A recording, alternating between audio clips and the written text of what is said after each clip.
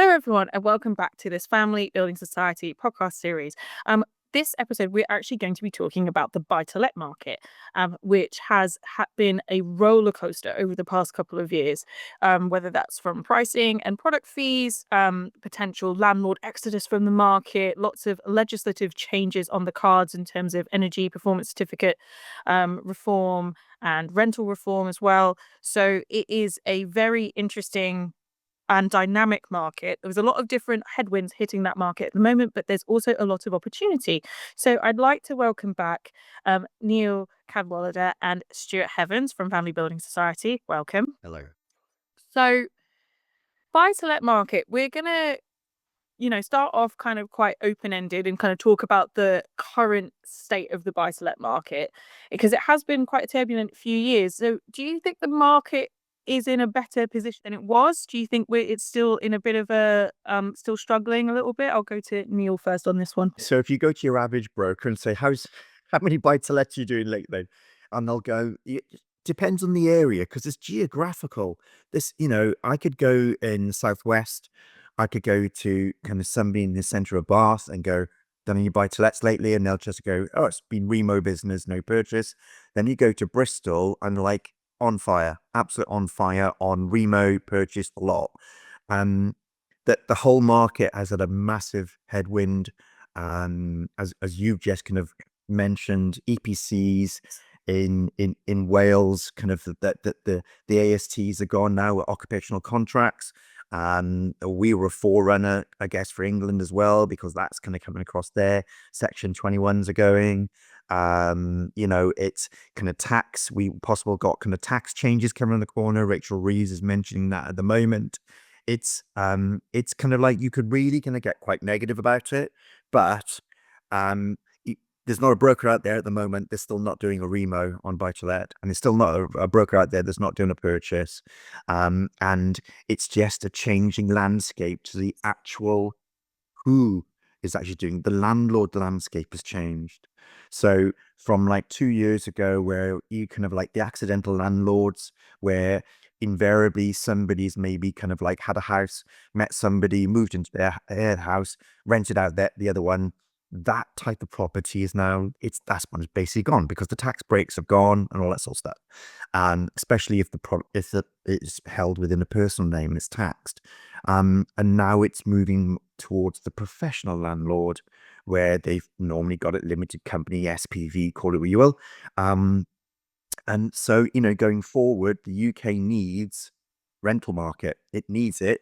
Sometimes you look at the headlines and think maybe not, but it actually does, because it plugs that gap. And so going forward, honestly, the buy-to-let market will only grow. It will grow. Yes, it's had some doldrums, but I think it's on an kind of upward trajectory, purely because it's a kind of needed sector. And as long as the rental yields, depending on geographical areas you are in, the rental yields are still there as well. So it's not all bad. I think one thing that I've noticed is a lot more lenders looking at that limited company space. There's a few lenders who've entered the market this year, and I think again that it kind of points to that more professional landlord demographic kind of taking over. And I spoke, that kind of dinner party landlord that you were talking about, there was a lot of people saying, oh, there's going to be an exodus of landlords from the market. And, from a lender perspective, do you think that it's more the buy-to-let market is changing hands rather than people are just leaving the market wholesale? Without doubt. There's some kind of figures it kind of who has actually entered the market, who's actually left the market. But invariably, albeit there was a large proportion of those accident landlords left, invariably, now that house prices have started to drop as well, the professional landlords are seeing buying opportunities. Because they can purchase, they can get the rental yields out of it. Whereas when the market was really highly priced and strong, they couldn't see that. So invariably, as you've said, it's changing hands. We're starting to see older portfolio landlords who probably hold their portfolios in personal name, so they don't get the tax kind of benefits. They basically are gifting their equity, which we're quite happy to take in Family Building Society.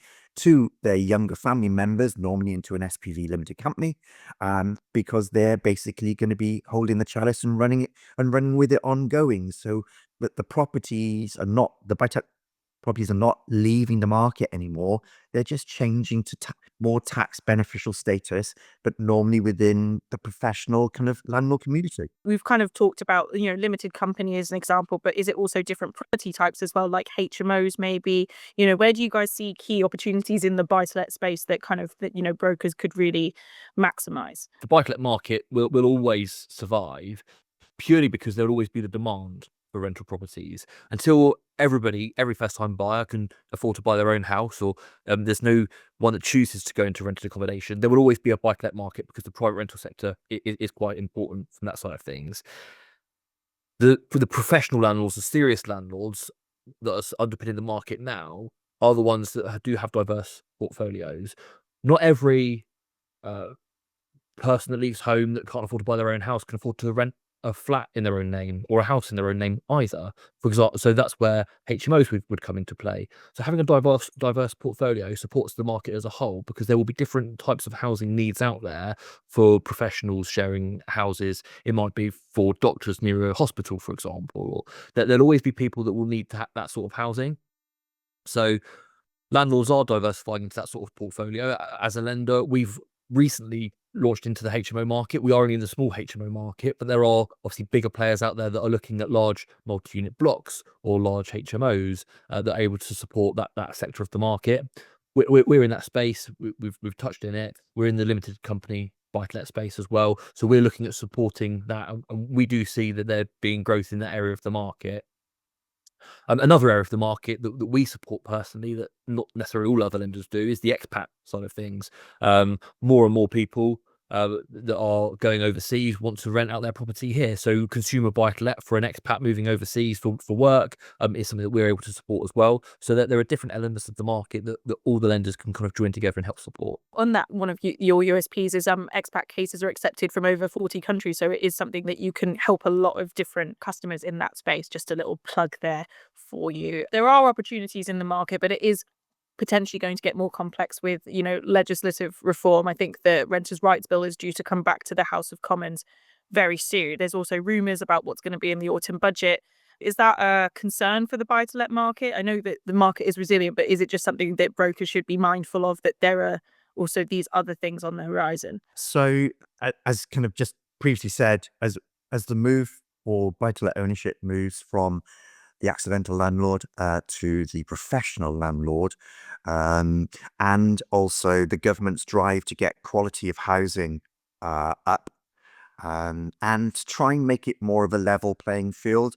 I may get shot for that comment, but coming around the corner, renters bill is going to have a massive effect on kind of the housing sector, definitely in England, because Rent Smart Wales has already been launched many years ago, and pretty much has a lot of what's actually in the renters rights bill kind of already. So Section 21 is going to go. The AST goes to occupational contracts.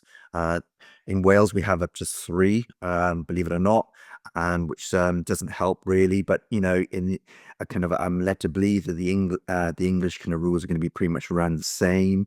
EPCs, that's a bit of a shadow at the moment, because if we're supposed to get them up to a C, which is great, don't be wrong, we're all talking about quality of kind of housing, and also energy is a big thing. It's we want houses to be energy efficient, but I mean they've already done some stats that to get the majority of the buy-to-let stock up to a C, it's going to cost about £15,000 per property, which is it's a hell of a thing to bear. But I'm already being told of professional landlords who buy a house, and the first thing they do is, before it's rented out, they're getting it up to a C. So there's that change, that step change, because it's more professional landlord going forward than it actually is, kind of personal.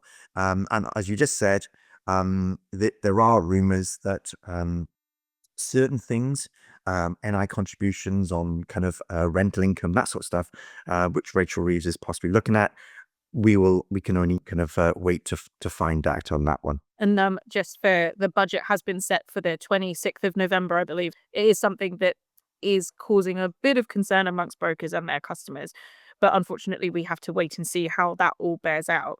And I know that, family building society, but buy-to-let is an important part of the business. I know that you've made some recent criteria changes around the ICR requirements for limited company and HMO and MUFB applications. I don't know if you could are there any other changes or USPs that you guys really want to signpost, or you really want brokers to know about families buy-to-let offering? I guess give an overview. Obviously, we have no minimum income requirement, but that is encompasses a few other points with other lenders potentially, in so much as that no minimum income requirement is a true no minimum income requirement. If their only source of income is from their portfolio, then that, as long as our primary concern is, could they cover rental voids? So if their only source of income is from rental and they have no other income in the background, is their portfolio sufficient to cover rental voids for a period of 3 months or so? Or do they have savings? Do they have investments? Do they have wealth that they could cover rental voids with? We have no maximum number of properties in the background portfolio, so we're here talking about professional and serious landlords. Professional and serious landlords can look at coming to us, and we won't stress their background portfolio. We'll only look at whether it's self-financing in its own right. We touched on expats earlier. You mentioned, about over 40 countries. Yes, spot on. But that includes the European Union, for example, which for me is a selling point, because the high street lenders that look at expats generally don't like lending to clients living in the European Union, and they're right on our doorstep. We have done 2 podcasts about older borrowers. Our max age is 89. You can have a retired person living in Spain on pension income, and we can look at lending to them even if they have got more than 3 properties and they haven't got 75 grand's worth of income. So there's a whole host of clients that we can look at supporting. Limited companies, I could go on forever. Limited companies, we don't require personal guarantees if it's below 65% loan to value. So most of the lenders require PGs. If it is at the top end, then we do require it. Multi-unit blocks will allow a house convert into 2 or 3 flats on standard products. We don't require. So there's a whole plethora of products that we're there to support. We've recently increased to 75% loan to value, so we're there to try and now help the not really a selling point. Other lenders do 75% anyway, but we're trying to support the top end of the market as well. We have, as you mentioned, reduced our ICR coverage on limited companies to 125 to reflect obviously the tax position of limited company landlords. And we've now also rolled out HMOs to expats as well. So if they have got a small HMO, then we can look at lending to them also. Yeah, I mean, that sounds like some really great USPs. It really kind of sets you guys apart from other lenders, a real whistle stop tour there. And I suppose kind of looking ahead, are you guys optimistic about the buy-to-let market and its resilience? If you had a broker in front of you saying, I'm not really sure if I should really be investing in this segment of business, what would you say to them? The buy-to-let market will always prevail. The key thing from a broker's perspective is just being able to find the clients. There will always be landlords out there. Whilst there's demands, there'll always be that need for people doing the mortgages for them. So that there will always be the clients that need the mortgages. There may be a smaller number, but the serious ones will always prevail. So there will always be that market there. So I would encourage any broker to keep up to date with the latest products, criteria changes and legislative changes that they might need when those landlords do come across their desk, or when their clients are looking to remortgage. Neil, do you have anything to add to that? I would just say don't close your eyes to buy-to-let. At the end of the day, why would you kind of stop kind of educating yourself, looking out for the business, and possibly cutting off part of your income as you grow your portfolio? Landlords are one of the fastest way of growing your client base. Our client base, because they talk to each other, they're all in forums, they're on social media. It's kind of a great way of growing your business, using lenders like us that don't actually need to know about the portfolio in the background, don't stress test it, you don't have to key them in the background. That will make your life a hell of a lot easier. So it's as far as buy-to-let sector goes, it's a different sector. It has changed, but there's still many portfolio landlords and landlords just generally, whether they be young, later, that you can still service and give great advice to, and still kind of obviously help your own income as well. I think that's a really great note to end on. And I know that Family Building Society has its education hub on its intermediaries page, which will also have a lot of resources on there as well if you do want to, keep up to date with important trends in the market. So thank you guys so much for all your insights today. And yes, and this is unfortunately the last episode in our series. So but please tune in to our previous episodes if you want to learn more about the later life lending sector. And I hope to see you guys soon. Thank you so much.